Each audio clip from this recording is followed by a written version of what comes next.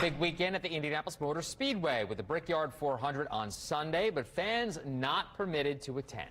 People living close by the Speedway are making the most of the weekend, even though they can't go inside. News 8's Richard Essex has more. All afternoon, the sounds of race cars have flooded the streets of Speedway, and not a single fan has been inside to see the action, which makes it even harder for diehard fans.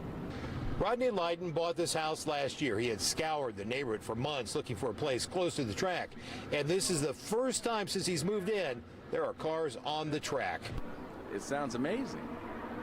If I could hear this every day, I would.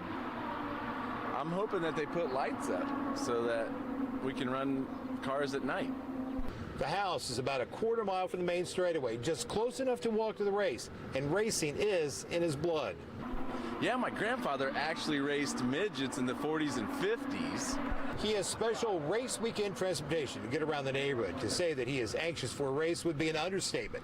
The sounds of the cars brought this neighborhood to life, but the reality of not getting inside the track is starting to set in.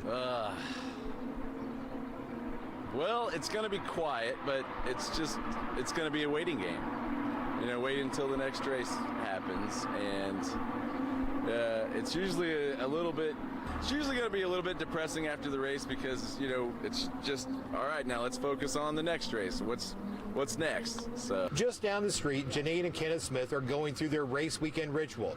Janine lines the yard with flags. Her husband straightens up the yard. The yard is typically packed with cars on race weekend, but not this year.